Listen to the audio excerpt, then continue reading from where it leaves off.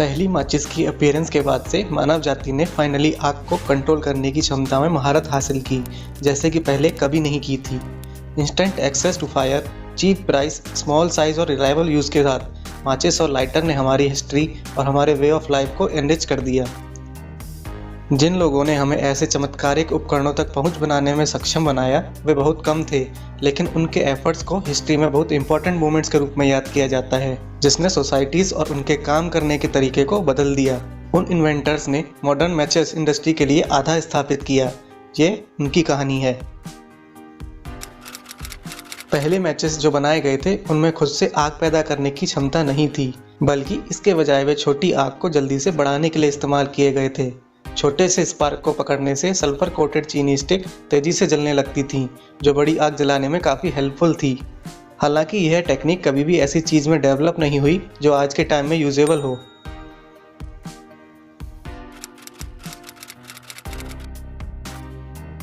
Hanning brand पहले chemist थे जिन्होंने 1669 में फास्फोरस के प्रॉपर्टीज़ की खोज की थी।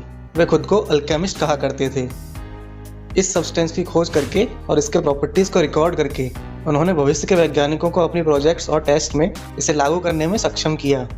ब्रांड खुद फास्फोरस की खोज से निराश थे और उन्होंने इसके विकास को आगे नहीं बढ़ाया। वो डिफरेंट मेटल्स को गोल्ड में बदलने के सीक्रेट को खोजने में लगे रहे।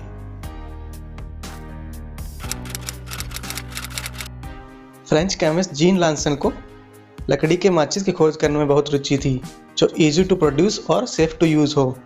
1805 की उनकी विधि वायलेंट केमिकल रिएक्शन पैदा करने की थी, जिसमें लकड़ी की छड़ी को पोटेशियम क्लोरेट, सल्फर, चीनी और रबर के मिक्सचर के साथ सल्फ्यूरिक एसिड से भरी हुई एस्बेस्टस बोतल में डुबाने से हुई थी। भले ही उनके खतरनाक और जहरीले आविष्कार का अधिक इंडस्ट्रियल यूज़ नहीं हुआ, लेकिन इसने अन्य इन्वेंशंस के लिए दरवाज़ा खोल दिया और फायर मैचेस की समस्या के लिए अधिक केमिकल फ्रेंडली सॉल्यूशन खोजने की कोशिश की। इसका समाधान जॉन वॉकर नाम के इंग्लिश केमिस्ट से आया, जिन्होंने 1826 में पहली बार फ्रिक्शन मैचेस की खोज की थी।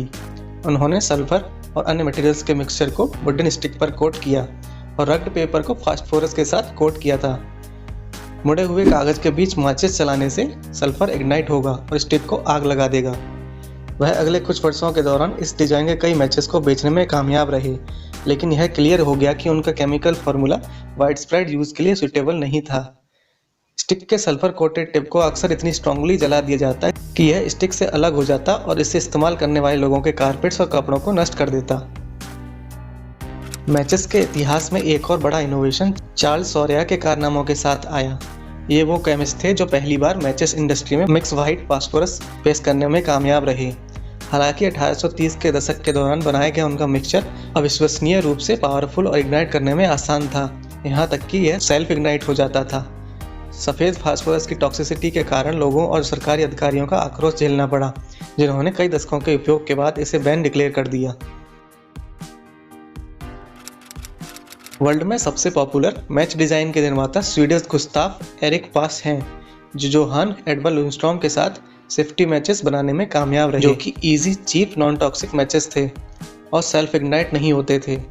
फास्फोरस कोटिंग को अलग प्लेस करने से आज पॉपुलर रेड हेड वाले छोटे मैचेस दुनिया भर में तुरंत हिट हो गए। आज वर्ल्ड में हर साल 500 बिलियन से अधिक इसका यूज़ किया जाता है, जो हमारे अतीत के इन सभी आविष्कारों के प्रयासों और उनकी सरलता के बिना संभव नहीं था।